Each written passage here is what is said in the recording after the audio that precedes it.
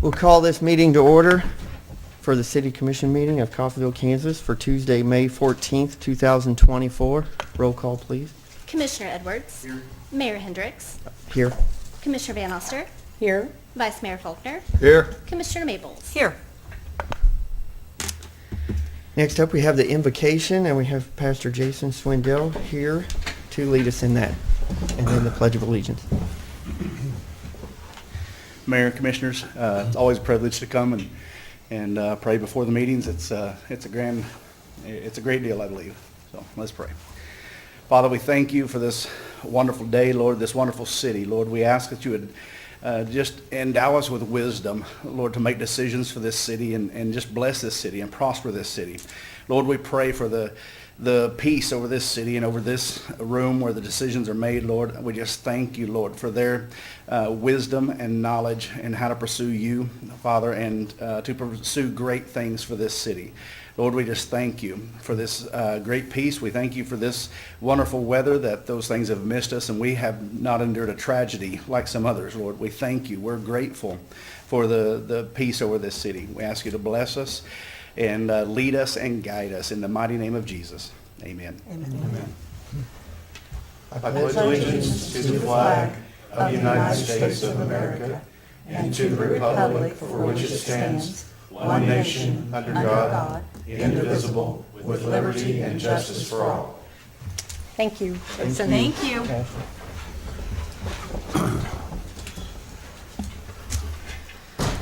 Next up is a review of the agenda. Any changes or? Yes.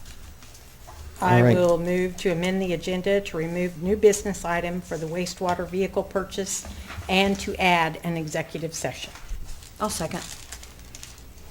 Motion is made by Commissioner Van Oster, seconded by Commissioner Maples to amend the agenda to remove new business item for wastewater vehicle purchase and add an executive session. Mayor Hendricks. Aye. Commissioner Van Oster. Aye. Vice Mayor Faulkner. Aye. Commissioner Maples. Aye. Commissioner Edwards. Aye. Next up is the consent agenda. We have the City Commission meeting minutes from the last meeting of Tuesday, April 23rd, and a City Commission special meeting minutes from Wednesday, May 8th, 2024. And a resolution R-24-29, a resolution to authorize the mayor and city clerk to execute a mortgage release in favor of Properties in the Ville LLC, and then the 2024 appropriation ordinance AO-24-09 in the amount of $602,470.75. Questions and comments? Can you, Tim, explain about that resolution for the mortgage release? Like you did this morning on the radio? Yeah, it's a full program we've had. Two property rehab loans to it was two That's okay. property rehab loans to Peggy Steele. Okay. And they've done the work, and that was part of the agreement with the city that we'd do a release when the work was complete, Okay. and we signed Yes. off. Just so that everybody understands what that was, Yeah. briefly. Yeah. Yep.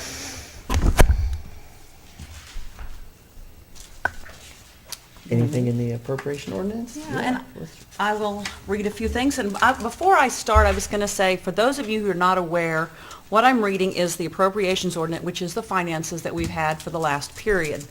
I am actually only reading some of the highlights so that people are aware of how the money's being spent in the city every period.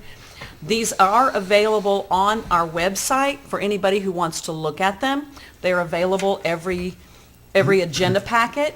I'll still read the highlights, but if you're interested in all the details, those are available on the webpage. So we have Algier Martin and Associates for professional services in the amount of $17,602.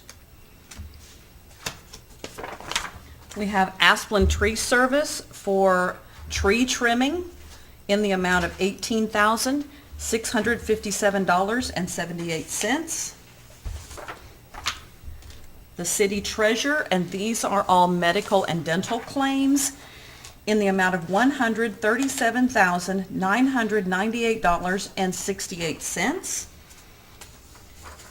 Coffeyville Insurance Associates for power plant quarterly insurance and notary bond fees in the amount of $141,478.75.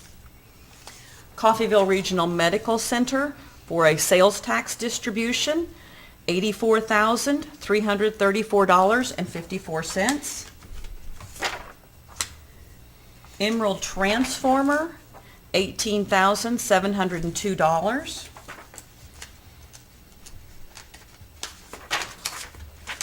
Foley Industries for an excavator, $82,668.53. KMG Gas Supply Operating Fund, $225,007.34. Meriton Health for health and life premiums, $87,794.17. Telex, $42,543.40.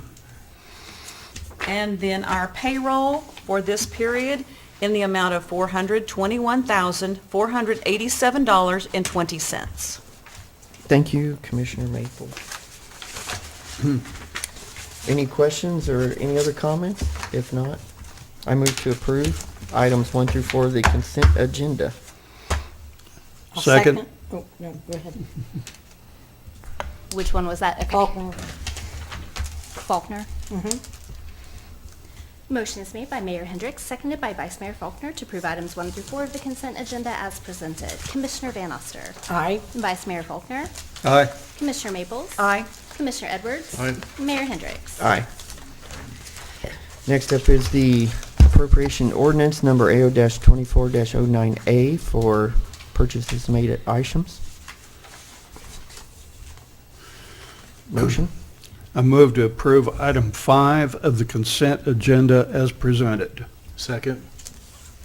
Motion is made by Vice Mayor Faulkner, seconded by Commissioner Edwards to approve item 5 of the consent agenda as presented. Vice Mayor Faulkner. Aye. Commissioner Maples. Aye. Commissioner Edwards. Aye. Mayor Hendricks. Aye. Commissioner Van Oster. Abstain. All right, next up is comments from the public. Would anybody from the public like to make comments? So, okay, with that, any citizen desiring to address the commission shall be recognized, advance to the podium, state his or her name and address for the record, and comments shall be limited to 3 minutes unless extended by a vote of the commission. My Go name is ahead. Dr. David Wiggins. I live at 227 4000 Road in Coffeyville, 67337. I'm here to tell you a little bit about what we're doing and what's coming up on Memorial Day.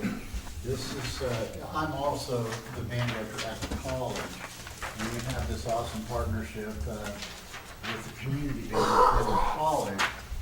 About a year ago, Commissioner Maples and I got together in my office and sat down with a few community members.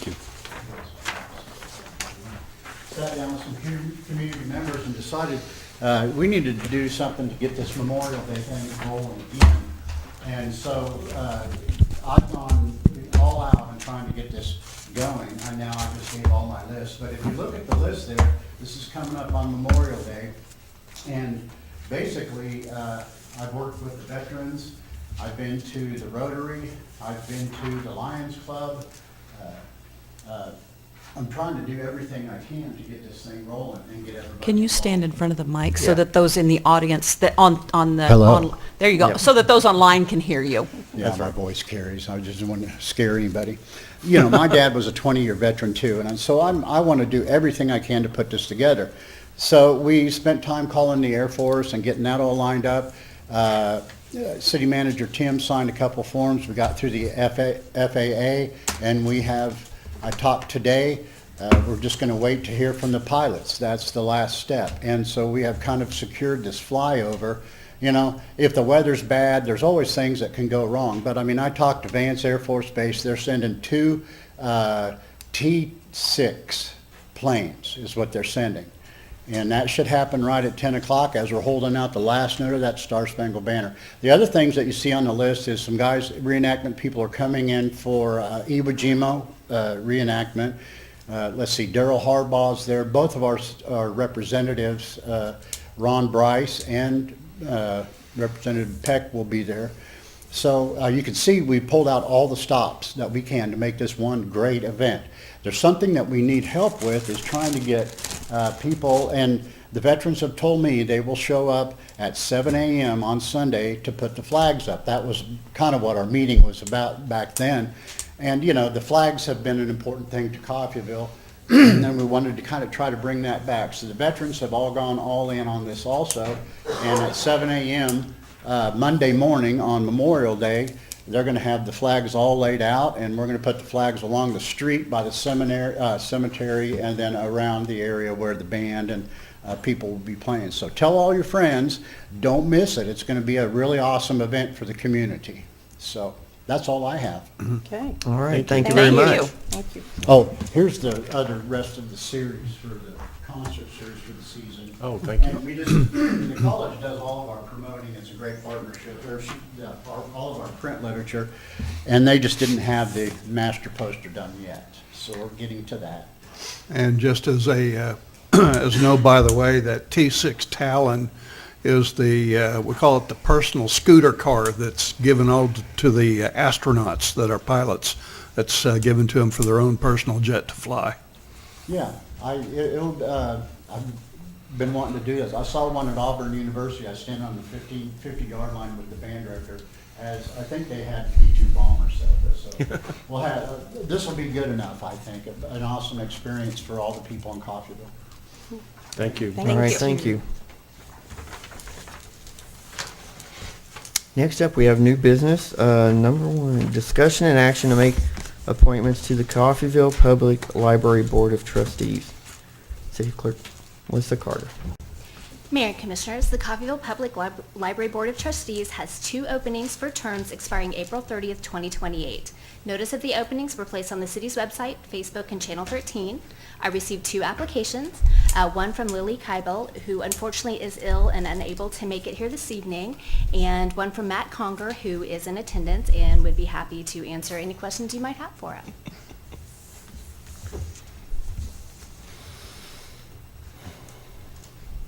Hi, Mr. Conger. Good evening, Mayor and Commissioners. I recently saw this vacancy come open, and I thought about it for a while, and I went and talked to the director of the library about kind of what it involves and everything, and read through some meeting minutes from the past, and I think I could be a good assistance to it.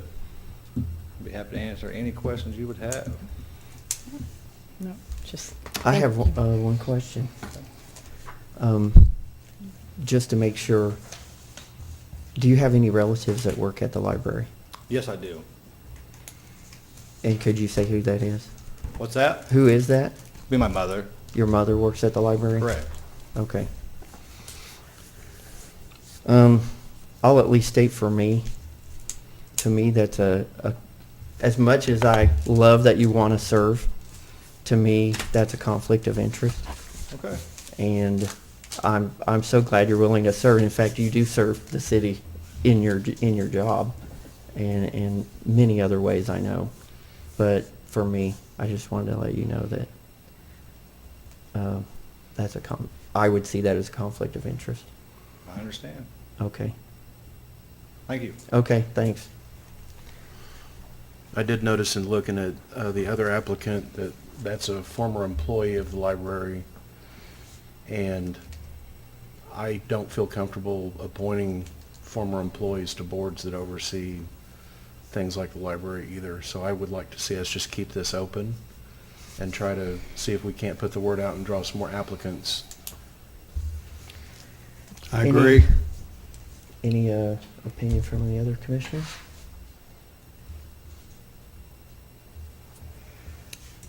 Is that a One- conflict of interest, Paul? It's not a legal conflict. That's of what I interest. thought. It's more of a policy. Policy. Hey, one comment I would make, I went to their board meeting last week, and they didn't have a quorum. Yeah. So, they're struggling, trying They to are. get people, and the ones on there now are former teachers, and And, you know, a couple of them are coming off, so it is a challenge to fill those positions, so just as an FYI. I know we've struggled through the years to keep this particular board staffed, as well as some of the others. It's a 7-person board?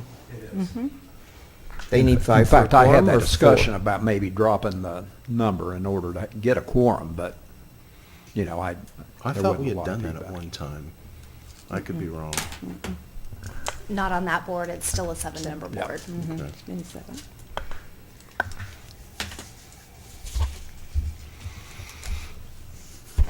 Is there any motion, or do we move on? Okay, if there's no motion to appoint No. anybody, we just move on. If there's no motion, then it dies. Yeah, correct. All right. It's unfortunate, but nothing against you, Mr. Conger. Okay. Next up, Resolution R-24-30, a resolution of support for the revised new construction single-family program for the City of Coffeyville. Director of Housing, Cynthia Decker, will make comments and answer any questions. Good evening, Mayor and Commissioners. Good evening. I am Cynthia Decker. I'm the new Director of Housing. I'm going to try to figure out this little remote, so forgive me. This is my first time doing this. Tonight we will go over the new construction program. Our goal with the program is to build affordable homes within Coffeyville. I might have to move. So the first 2 homes for our project, we are projecting that 9th Street is our best location for these homes. So there's 3 lots that will be divided into 2 lots for the 2 homes. This would allow a generous front yard, generous backyard, also allows a longer driveway setback, and then the lot sizes would be 10,500 square feet lots. The cost to build both homes will be $350,000, and then for the applicants, there's no income restrictions. Bless you. Bless you. Do you have any questions before I move on? Okay. Not yet. So if I could, it's 3 50-foot lots that are combined and then divided into 2 75s? Yes. Okay, thank you. The city will provide the lots from the land bank. Along with that, the city will also put down $15,000 from the half-cent sales tax program. With this, the potential homeowners would already walk into this with equity built into the home. The housing department will oversee the construction process, and then we've already established subcontractors to complete the build process that are all local in Montgomery County. Any questions? Okay. The properties on 9th Street have new sidewalks and updated water lines. These were updated approximately 4 to 6 years ago. This is what the property looks like now. The first floor plan is the Wales. This is a 2-bedroom, 2-bath with an attached 2-car garage. You can see there on the 4th bullet the price for this home is $157,589.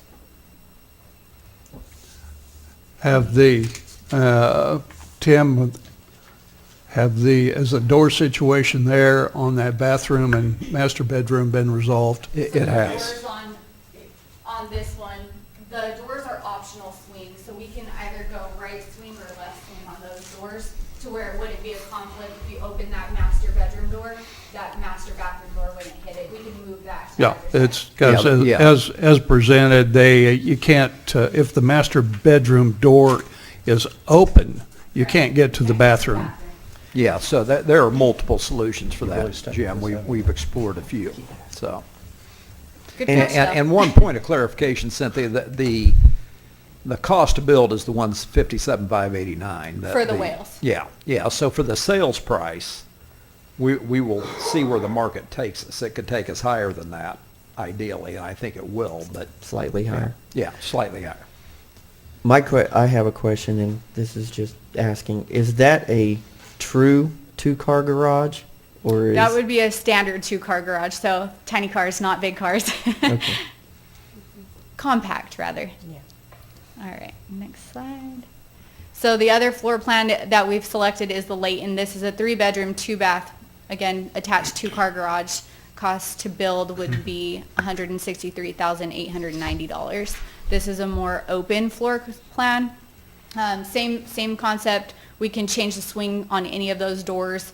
Another option that we have gone over is to eliminate the step-in shower from the primary bathroom and add in a step-in shower to make it accessible.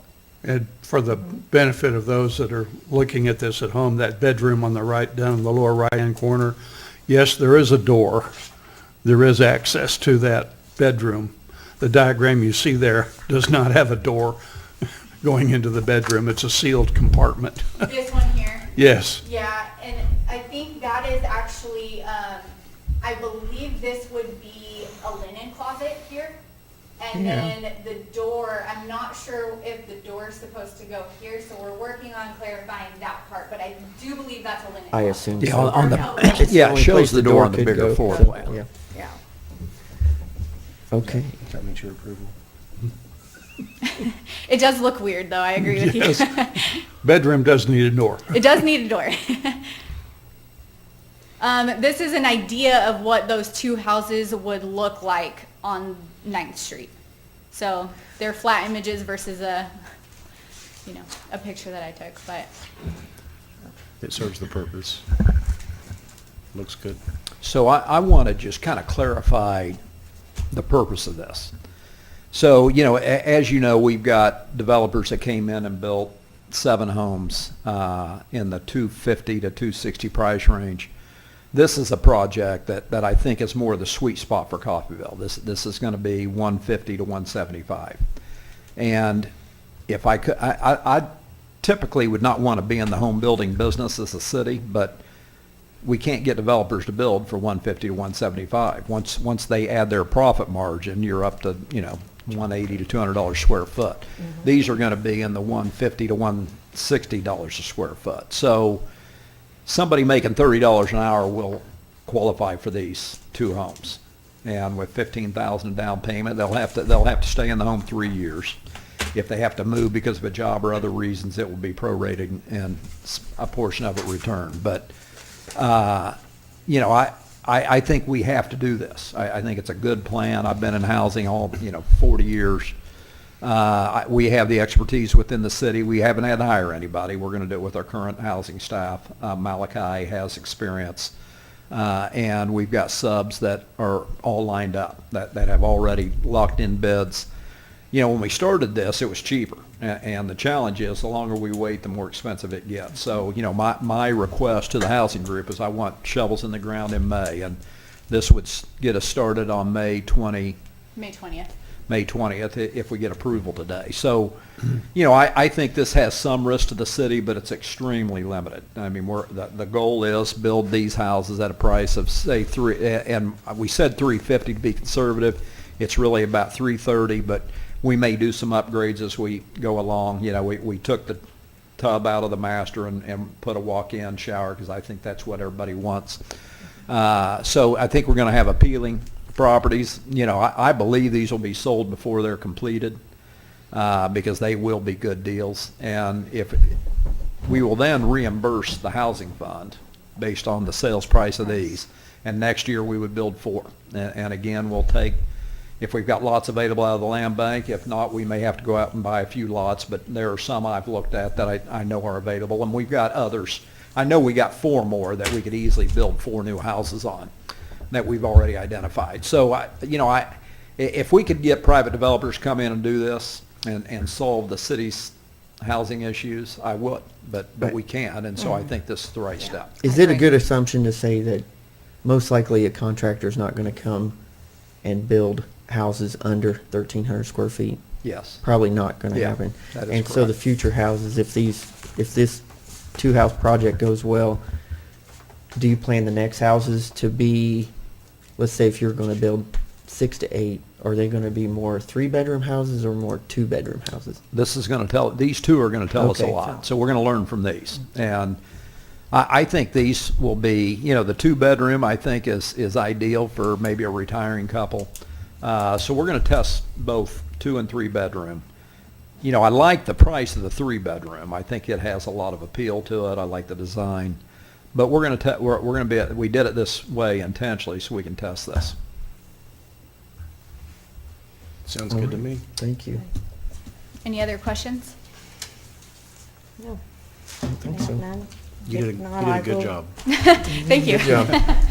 I will move to approve Resolution R-24-30 as presented. Second. Motion is made by Commissioner Van Oster, seconded by Vice Mayor Faulkner to approve Resolution R-24-30 as presented. Commissioner Edwards. Aye. Mayor Hendricks. Aye. Commissioner Van Oster. Aye. Vice Mayor Faulkner. Aye. Commissioner Maples. Aye. Thank you. Next up is ordinance D-24-02, an ordinance amending certain rates applicable to the City of Coffeyville Water Utility. Director of Water Services, Steve Smith, will make comments. Good afternoon, Commissioners, Mayor. Good afternoon. How are you guys doing? Okay. Kind of hard to follow that up.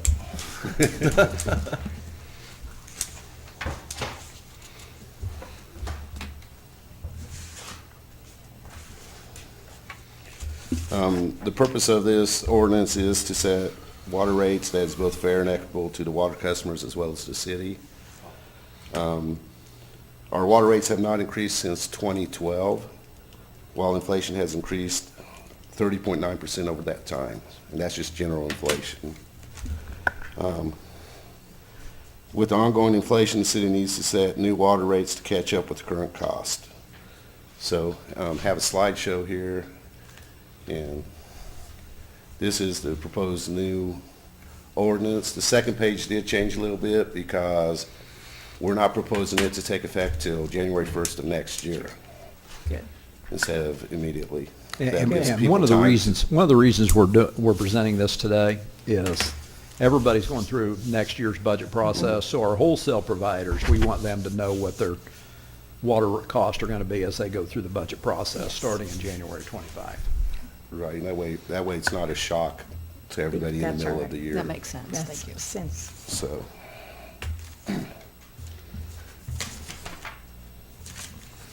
Now, on the next slide, we did do analysis that the costs are climbing significantly. Water operations in particular have gone up over 39% since 2020 alone. And while, like I stated before, the water rates have remained static since 2012. Just so everybody knows, that figure is approximately $1 million, so that graph goes from 2.5 million to 3.5 million, Yes, correct? that's Is it correct. about the right number, $1 million? Wow.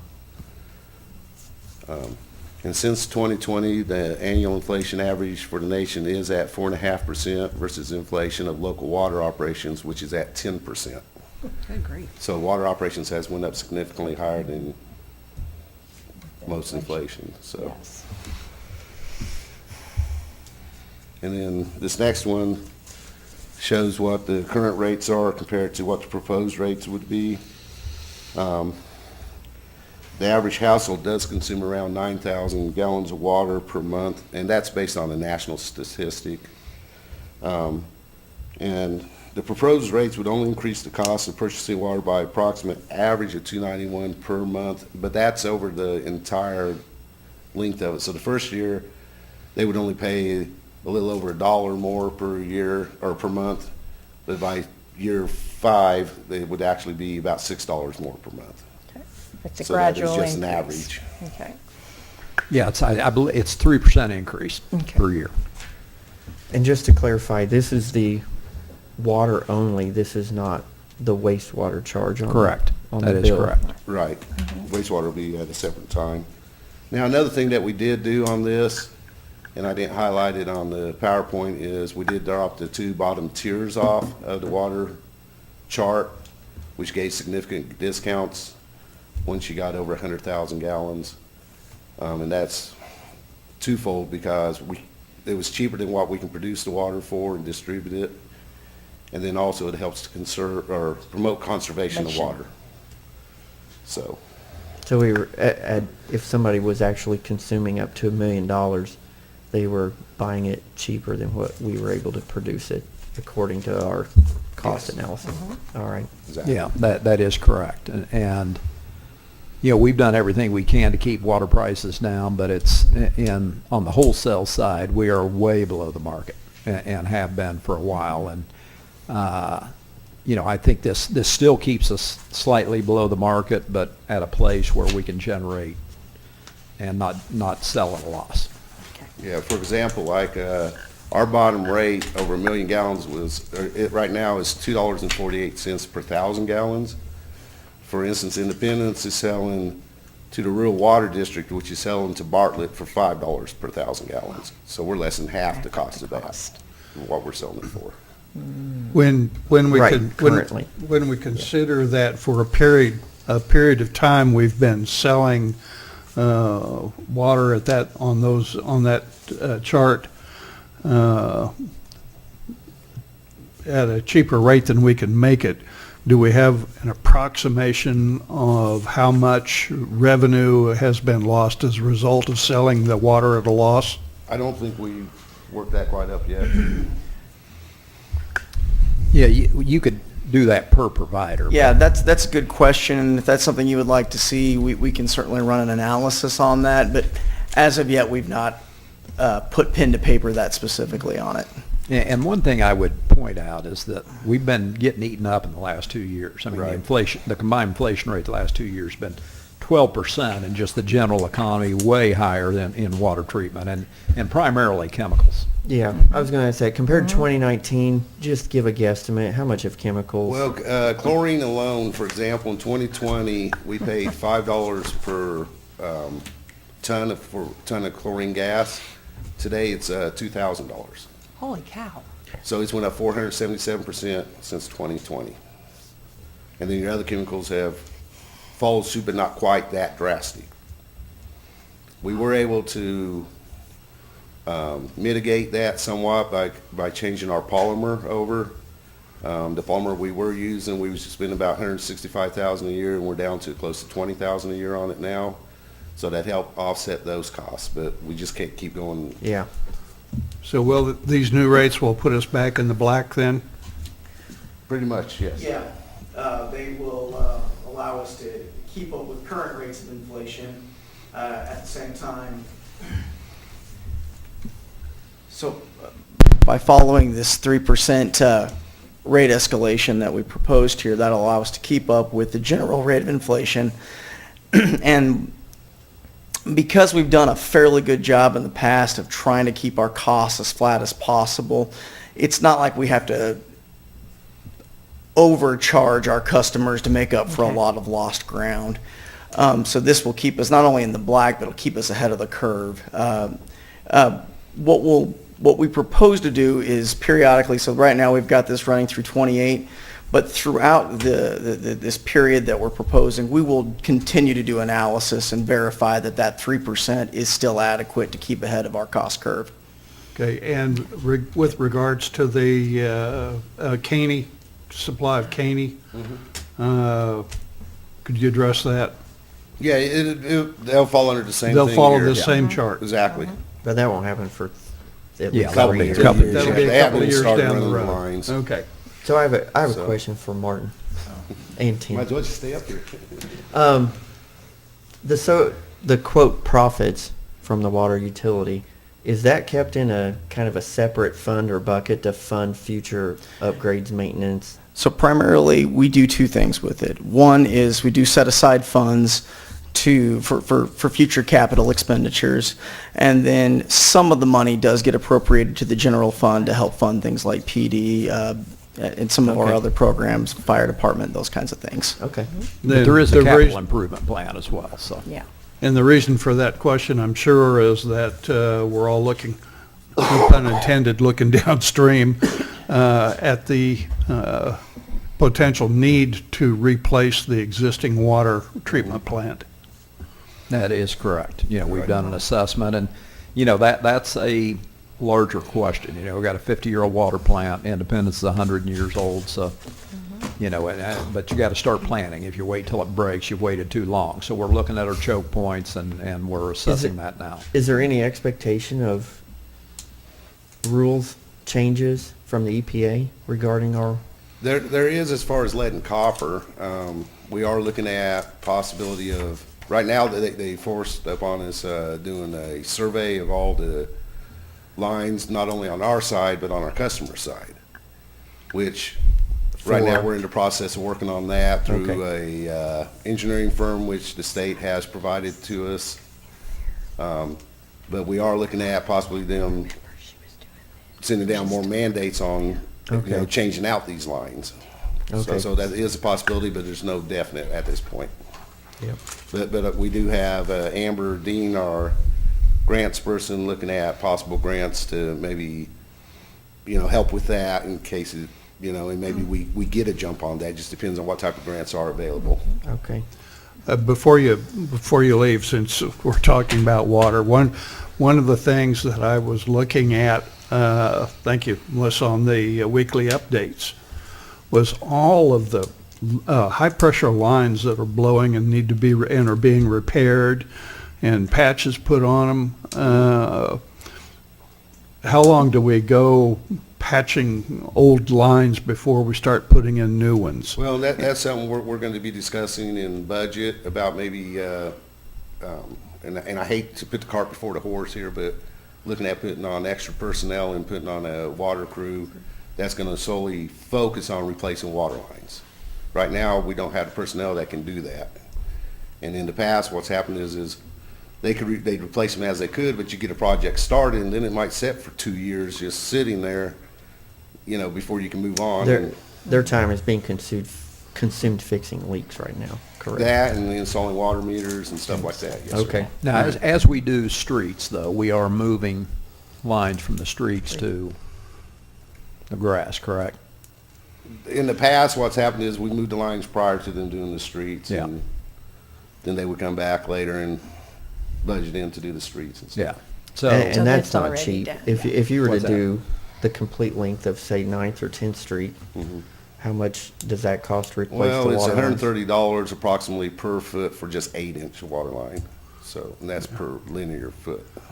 And we So if realize you got it's, 4,000 foot of it, then, you know, you're talking $400,000 or more 400,000 per, well, Block. probably 500,000 per mile, per block. Yeah. Per block. per block. Yeah. You said 4,000 Yeah. feet, right? All right. 4,000 feet, anyway, go on. Whatever. Thank Yeah, you. 40,000, yeah, okay, yeah, you're right. But anyway, it is expensive to do though. I mean, but if we can do it in-house, it is a lot cheaper than, if you contract it out, it gets a lot higher, Yeah. so. Anyway. We'll discuss more in the budget session, right? Yeah. Right, that's what I'm saying, kind of putting the cart before the horse Yeah. on that one. But anyway, we did do a market comparison, and Caulfield had the second lowest minimum charge and the third lowest rate in the study that we did do for 10,000 gallons of use.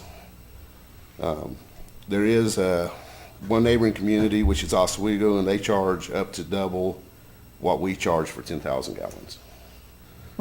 So we are kind of falling behind on our rates. And most of them do have an annual increase with their rates now built in. So whether it's whatever So the the new inflation rates is for or 10, set rate. the new rates for 10,000 gallon will put us in the 80 range? Yeah, it is.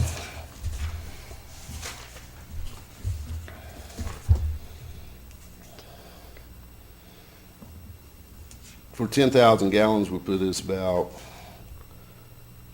I don't have that. 35. It actually put us at about, yeah, it's tiered, so you got to do Oh, annual 60, calculations. Yeah. 65,000, Yeah. yeah, or $65, I mean, or the new rates. We would still be well within the median. Yeah. Yeah. Right. We're gonna still be well below most Yeah. on this chart. right. And that's this year's rates, because all those will be higher, or a majority of those will be higher next year also. 'Cause Right. like I said, they have, you know, increases built into their ordinances. so. Okay. Then the next one kind of shows our historical sales on our water per year. We sell, on average, about 3.1 million gallons of water a day. And that's on all tiers. It's just, that's between our bulk people to mom and pop house that's only using 4,000 gallons. And I'll take any questions you folks might have. You said about 3 million gallons a day. One thing I want to point out is these increases are coming about really due to third-party charges. The city has done a really good job at maintaining expenses and doing everything we can to keep water down, but we can't control some of these third-party chemical costs and things like that. So, we treat this like it's our own money that we're having to spend. So I think we ought to, every time we raise rates, it is not something you want to do, but in this case, I think it's necessary. It's prudent. Yeah, but if chlorine goes up like it did, that's, we have to do something. You have to. It's a prudent move. I'm sure the weekly cost of just lab testing has gone up. It has. Everything's gone up. It really has. I do want to point out that for the water meters, there is, everyone gets charged a monthly charge depending on the size of their water meter. What's built into this is a one-time 5% increase in that charge over the life of the ordinance. So that would start in 2025, and, it would stay that way, till we do another ordinance. So for instance, a person paying for a 5/8 inch meter is going to pay 13 cents more a month in town for that meter. Okay. How much storage do we have? It's about 11 million gallons, approximately. 3 to 3.5 days worth? About 2.5 days. Yeah. All right. Is that enough? For now. It depends on if, we got some people that's looking at doing some stuff, and if that's the case, then we may have to look at additional storage. Okay. Thank you. Any other questions from commissioners, comments from staff? No. All right. Good job. Thank you. Thank you, folks. Thank you. Okay. Motion? Well, if there are no other comments or questions, I move to approve Resolution G-24-02 as presented. And that should be ordinance, not Ordinance. resolution. Sorry, ordinance. Second? Motion is made by Commissioner Maples, seconded by Mayor Hendricks to approve ordinance G-24-02 as presented. Mayor Hendricks. Aye. Commissioner Van Oster. Aye. Vice Mayor Faulkner. Aye. Commissioner Maples. Aye. Commissioner Edwards. Aye. All right, Thank you, next up. commissioners. Thank you. Yep.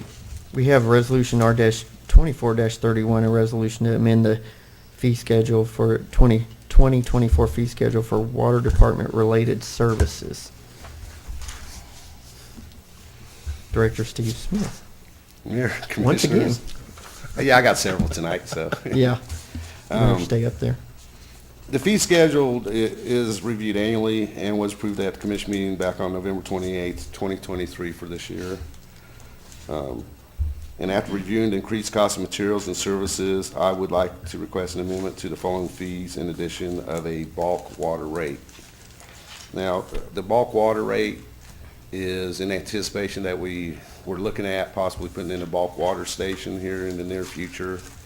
So we want to go ahead and get a fee set for that if we do decide to do that. Right now, what we do is we have fire hydrant meters that we use, and then they have to come in, they pay a large deposit, down payment, and then they go out, we set it, it costs them $50 for us to set it, and then they use the water, but they also pay a fee for a 6-inch meter on top of that. And then when they're done, they pay another $50 fee for us to come pick it up. So there's a lot of fees that are incurring just to get sometimes 10,000 gallons of water. And so that turns some people away from getting water from us, and plus then it's tying up a fire hydrant, and then I only have a set amount of these fire hydrant meters anyway.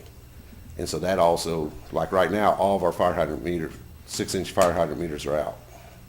So if someone else comes to town, I can't help them, at this time, and fire hydrant meters are really expensive, so. So we'll come to the commission at a later date with a bulk water, self-serve bulk water proposal.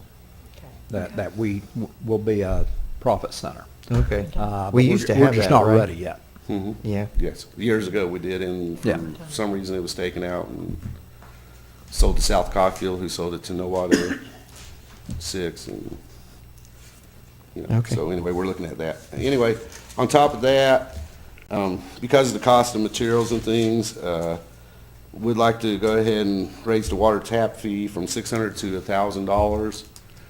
That's still a good price. If you look at other communities and rural districts, because they all charge up to $2,500 to $3,000 for a 5/8 inch water tap.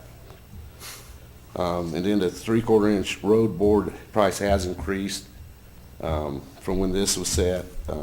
It's costing us around $1,200 on average to do that.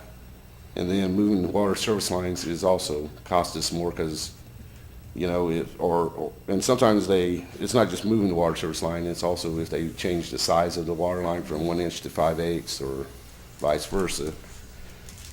You know, the cost, you had to set a new water setter and new water meter box and all that, and then you got the labor and the equipment expense, fuel, all that, so, for those reasons, I am asking to, you know, amend the schedule on those certain items. And that, again, will cover our cost. We're not, this Okay. is not a profit center, it's to cover our cost, This is which just have getting gone up up significantly. To cover our bases. And it won't impact current water users. This is for new water New meters. water, okay. All right. When would these new fees take effect? They would take effect, right after this meeting, once it's approved and signed and everything. So this one's immediate. Yes. And for instance, on like the water taps, you're talking less than a dozen people per year on these. Yeah. You know, if it's a new home being built, we do provide those free of charge, for the water tap itself. You know, if they have to do a road bore or something like that, they do have to pay for that. But the tap itself, we do provide free of charge to help encourage people to come in and build a new home or something here in town. Okay. So, and with that said, any more questions? I think that's it on that one. And so staff is recommending that the commission amend the 2024 City of Coffeyville fee schedule and add additional fees for water-related services.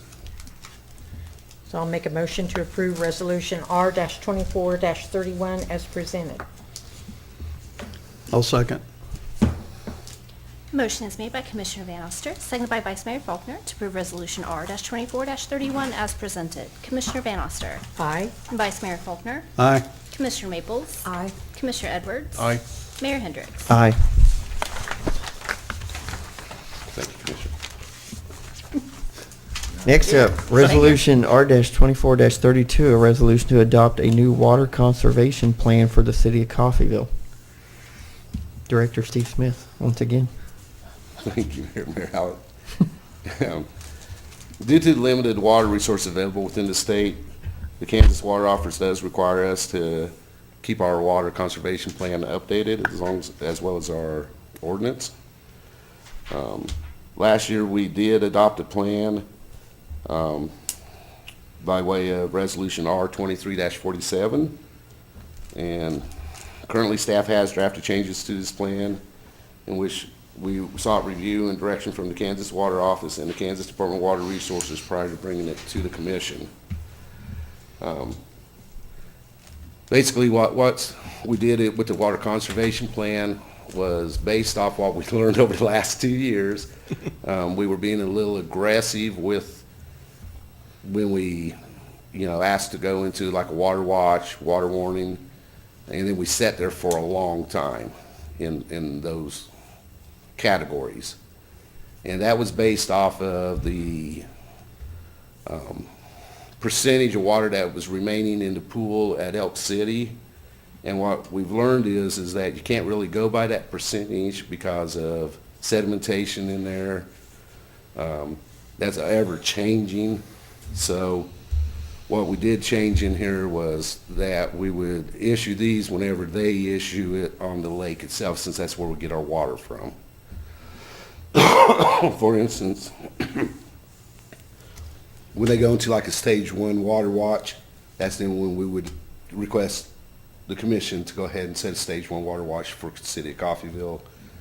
Stage 2 water warning up there, stage 3 water emergency.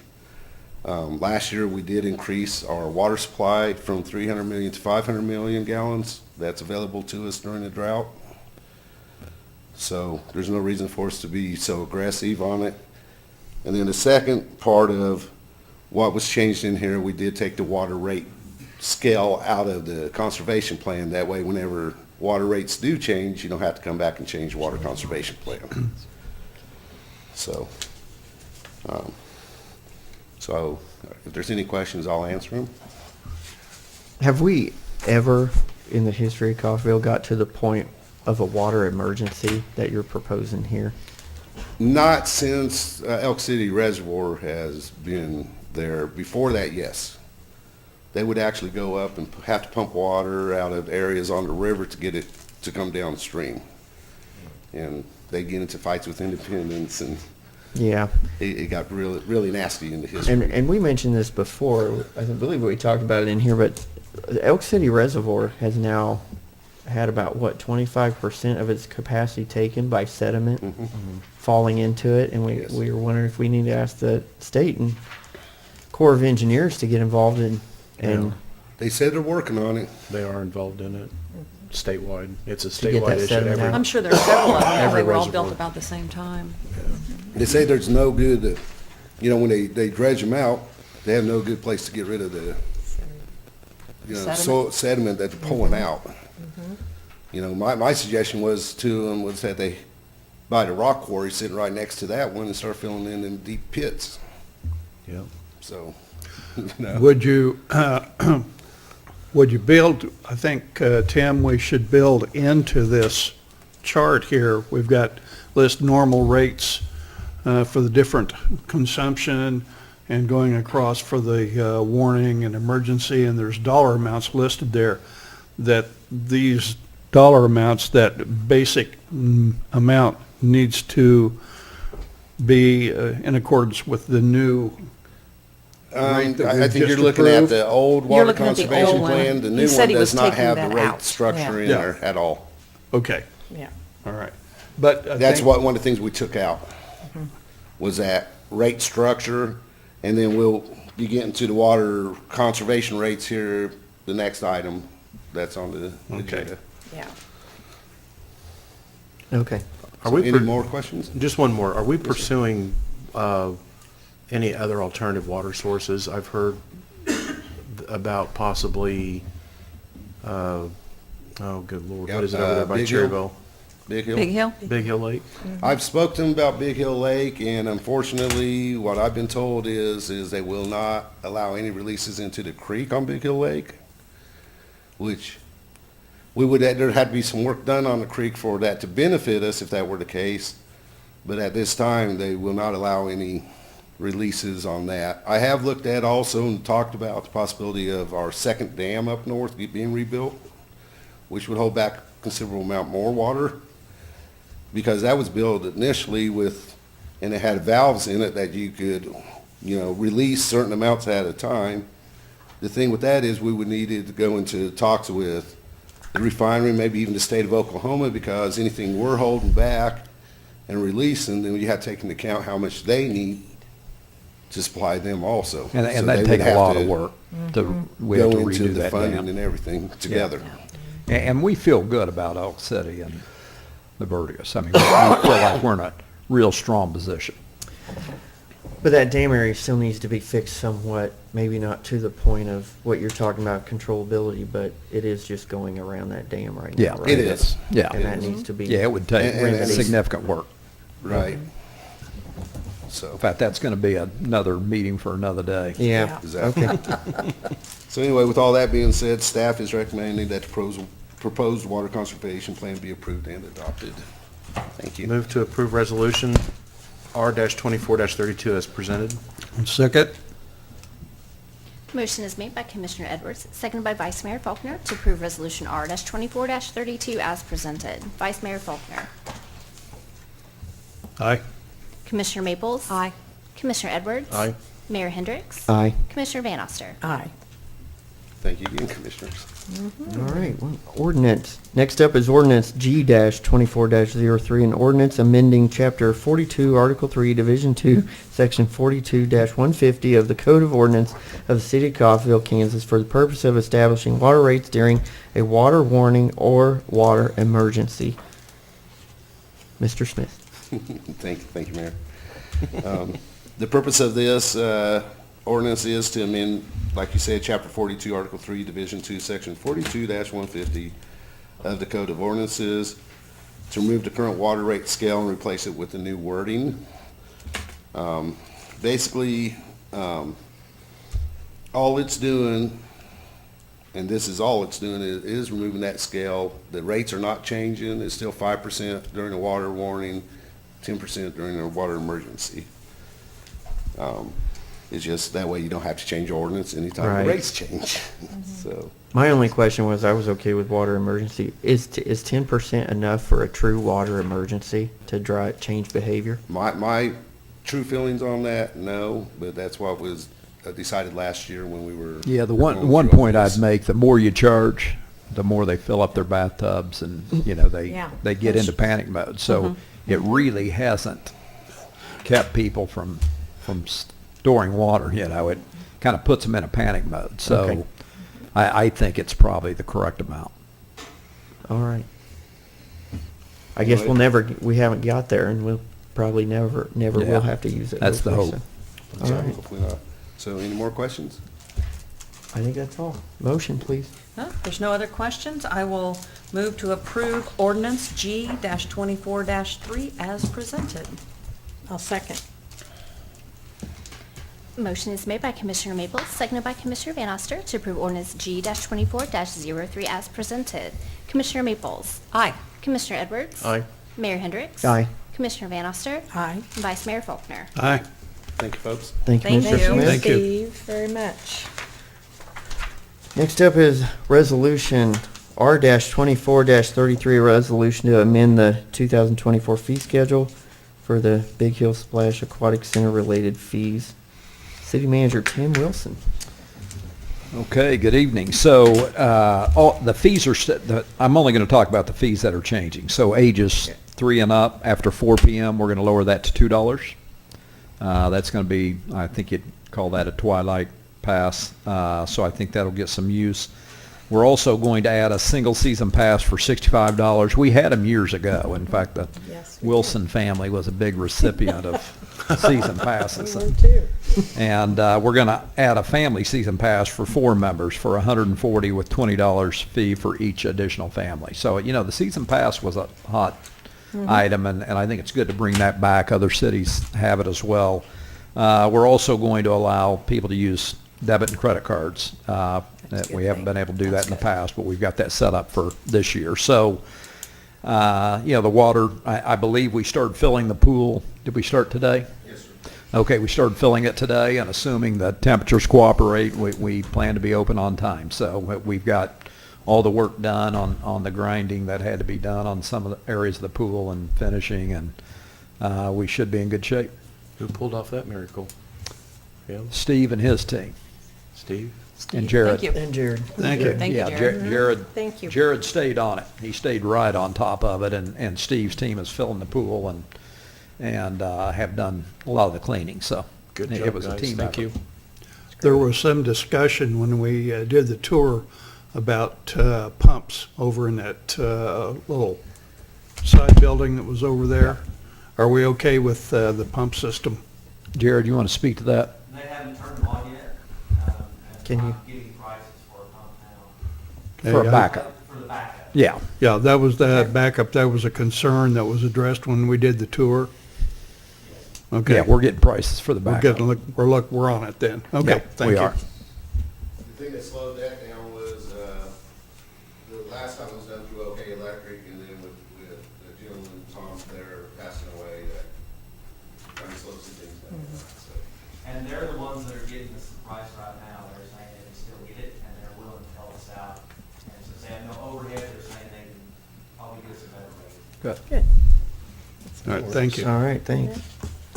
Move to approve Resolution R-24-33 as presented. Second.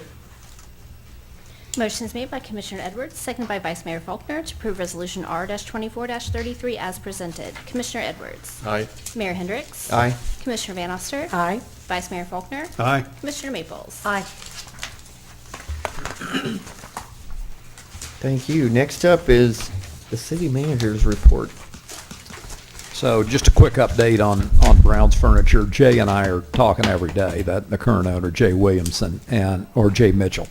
And he's still very actively involved. We've got a couple city employees that are, excuse me, flying out to Alabama on May 29th and 30th for 2-day meetings with Provalis. We're gonna look at buildings they've already completed. That's where their headquarters is. Jay's going to try to make it as well, but at minimum he will be on by Zoom, because we're going to try to work out the financial deal at that time, the nature of the lease. And the city is kind of acting as, I wouldn't call it a mediator, but I'm kind of helping negotiate the deal, but we're not a party to it, other than doing some financial assistance with the county, the same deal we offered with the previous tenants. So Jay Mitchell's the owner of the property.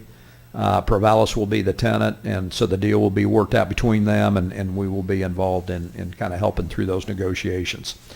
We've got the bids out for the Buckeye Road project. They're due back on June 19th, so that's continuing to move forward.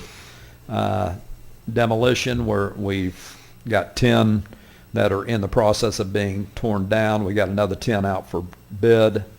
We think we've created a new process. Paul helped us out on that, and we met with our demo partners, and we're hoping to get the cost of the demos down.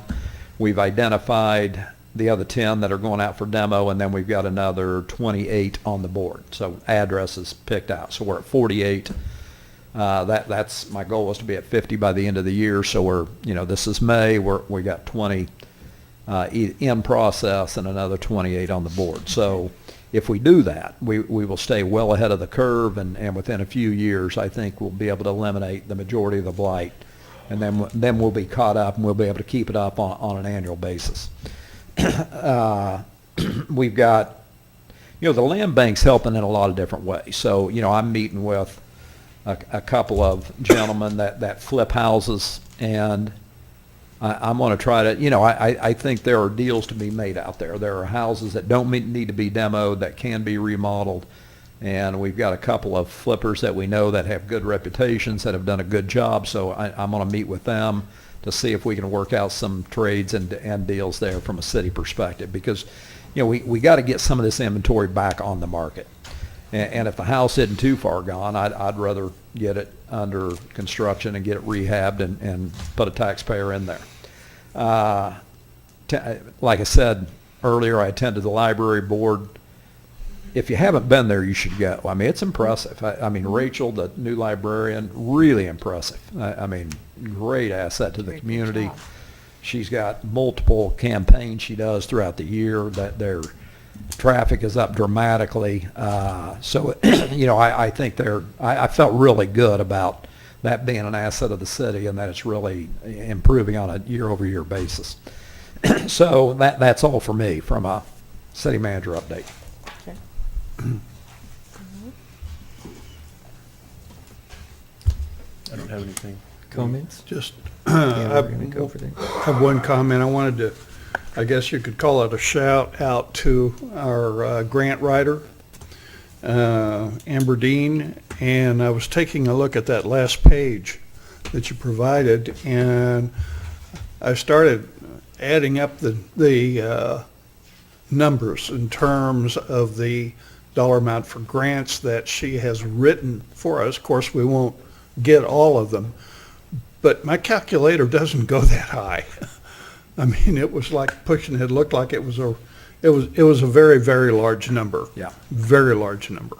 She's doing a great job, and we She got is. more in the works, so that's going to be a real plus. Last year we had less than $1 million worth of grants approved, so we're going to blow through that easily. My goal is to have that generate up to $10 million worth of taxpayer benefit on an annual basis. So we'll see how we do. We'll know more by the end of the year, but we've got 3, I believe, coming due this month, so they're starting to actually come due. Can we, I've asked this before, but can we have actual numbers on the sales tax report? I saw that it looked like March and April were coming in a little less than they did for even 22 and 23. We used to get that. Yeah, just a question. Yeah, Well, these two is because your sales tax dropped off. Right. Yeah. See, these are like, Yeah. really, what shows for January is really November's collections. Yeah, I think we It's 2 still have months that donut behind. hole Yeah. effect. Yes. Based on that We're half-cent still sales there, tax running off. And that's why that's Right. that way. So I think you'll see that catch up. Yeah, and that's exactly what we'll see. At the end of the year, we get this sort of holiday boon to our sales tax numbers. And because of the way we collect taxes, because it goes through the state and then back to us again. It takes a there- couple of months. Yeah, to it come takes a around. couple of months, so there's a delay there. So it does make it look like we had this dramatic drop. It's just a seasonal affectation that happens there. So these are numbers that when we receive it, not when the tax Right. happened. That's Yeah, that's at least exactly 60 right. days- 60 Yeah. days in arrears, I believe. So Yeah. That is correct. Yeah. that Yeah. donut hole impact you're seeing on the loss of the half cent is in that number. Yeah. Yeah, you That's should where start seeing that The come 3 back. months that we didn't collect it. January, February, and then March will probably be lower, because that'll be what shows up. Like, what we reported in January was actually November's. of last That's year. right. So those 2 months were good. Then January, Yeah. because we lost, and so that went down. What we collected in April was really February. Yeah. So we'll have one more month where it's low, and then they start picking back up. Yeah, So you're we- actually, because the retailer has, or whomever, has 30 days from the actual month to turn theirs in, and then the state's got 30 days to give you the money. To send it So, back, That's basically. exactly right. You're on this. I just learned this like a few weeks ago, so you're way ahead of me. She's on the sending end. She owns a I business. live, couple businesses. yeah, we send it in. And then here she's on the receiving. end. Yeah, I like to receive it here. The city to receive it, yeah. I'll try to send you a copy of what used to accompany this chart that he's talking about. And it showed, okay, this was collected in this month, but it's being sent this month, and it was a little. Okay. I'll Yeah, do and then that. we can, if that helps, we can recreate that, so. Yeah. Okay. Yeah. You're doing a good That'd job. be good. Thank you. Thank you. Thank you. If I may, in reference to what Vice Mayor Faulkner talked about, anybody can go on our agenda packet and get that grant tracker. That was really great. It was. I was impressed. So I encourage people to do that so that they know what she is doing, what grants are out there, what she's active on, what she's worked on, what she's waiting on, because it's very impressive. So I appreciate that very much. And Absolutely. then another thing, could someone give us an update on South Walnut? Just curious. Please. No, I'm not. I mean, Lots of rain. because it's Thomas, come on got a up. lot going on down there. Yeah. Not all of it's, you know. Well, it's that time of year where It rains you a dig a lot. hole and it rains. That's right. We should have dug a lot more holes the last couple of years because then we wouldn't be in a drought. But no, Yeah. so South Walnut, it's progressing slowly. The current state of it right now is they're actually waiting for the subgrade lime base stabilization to cure out, which could take up to 7 days. They finished that up Saturday. We had some issues with some fiber optics lines. The survey showed them in one location. They marked them, or tried to mark them, because when you talk to the people out there that were doing the marking, they're like, it's toning in 3 different locations, all of which were close to being, possibly not being in the way. When they finally dug down, hydrovac'd out, it went all the way out halfway into the driving lane. So that was supposed to only be a delay of approximately a week. It turned into 2 because of, I'm not sure what happened, but they got pulled to another emergency with an outage of some sort. So it took 2 weeks. So that the contractor did everything they possibly could without causing problems for the next step, which was the Lime Grade subgrade. And then they had to actually go into a stage delay for, I believe, seven days. And what's unfortunate, as it always is in these types of situations, those 2 weeks that they couldn't do anything, absolutely gorgeous. Yeah. Since then, every 2 days, it seems like it wants to rain. We did get the, which part of the issues on the highway is the subgrade drainage issues. We constantly have water, there's springs out in that area, so it's constantly producing water. It causes damage to your base, which ultimately causes failure of your pavement. Part of this project is to put in under drains along the edges of the entire section through there. So the side that they have in, they do have all those under drains put in, so that is helping to get the water back off relatively quickly.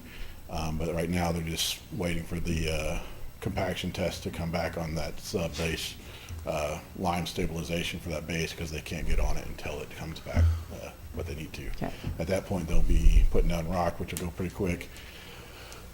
Then, of course, everything has cure times. So rock actually has to cure out. They have to put it in at certain moistures to get the compactions they need. So there'll be a slight delay there where you might not see much of anything other than a water truck trying to keep the moisture the way they need it to be. At that point, then you'll start seeing the pavement. Once the pavement starts going, it goes pretty quick. Then, of course, we'll have to switch sides at that point and go to the other side and start all over with base stabilization again. So they are working diligently. I believe the last, like I said, the last schedule I got out had a stage delay of like a week and a half because they couldn't work on the controlling animal work. So. Okay, all right. How much fiber optic cable do we have underground as opposed to on a pole?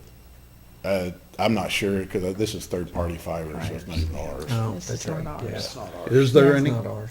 Yeah, I think almost all of ours. There's very little of ours. Chris could probably tell you, but No. most of ours is on poles. Yeah. This was actually. I was just wondering if there was any, as far as education, I'm not that familiar with the physical attributes of fiber optic. Is there any kind of a metallic cable so that covering so that it can be detected with a metal detector? They if it's run what's underground? called a tracer line they're supposed to be ran with it. So they can connect to that tracer line. line. It's not the fiber itself that they detect, but the tracer line. Okay. And I don't know what the reason was, but they were detecting it in 3 locations. So that was one of the big issues that we Okay. had, like I said, and none of the 3 locations were even close to where it actually ended up Okay, being. the concern is that the city would go in and cut a fiber optic line that we didn't know was there. Well, that's the good thing about 811, they have 2 foot. Yep. If they miss it by more than 2 foot, It's on. it's not on our fault. Nope. It's on them. Anything within that 2 foot, we're to make the due diligence and try as best as you can to locate it. Typically, before, a lot of that's been hand dug. We now, within the last couple of years, we did purchase a couple of hydrovacs, and that's one of the better ways to be able to locate some of those lines safely without accidental damage. So. Okay, And thank you. can you, for everybody to understand, because this project started first part of March, right? Yep. And it's 90 days? Yep. And so it's not March to April, April to May, May to June, 90 days. It's working. Yeah, so it's Days. 90-day working day calendar, so that means Monday through Friday. Right. So you're approximately 18 weeks for a standard 90-day project. However, there's holidays that are included in that, which puts it a little farther. And then you also have acts of God. Weather or- days. Yeah. Which is weather days, that's right. So when you So lose there's a already day- been several where the ground's too wet, you can't do anything with it. Or you're trying to hit your moisture content just right so you can do something, and then it's getting real close, and then you have a downpour and you're starting all over. So they do constantly keep track of those on a daily. All that's kept in a state diary that goes back, and final adjustments are made for final total number of liable days on the project. But there is liquidated damages that are typically would be assessed towards the end if a contract were to go long. Longer. But all those factors have to be taken into account before they can get that final total number of how many days are allowed. So like this kind of the state's delay, I think they gave them 7 days on the state's delay, if I remember right from the schedule I saw. However, a lot of what they were doing, they were doing to try to get done what they could, but they had planned to be doing it while doing stuff that they couldn't do.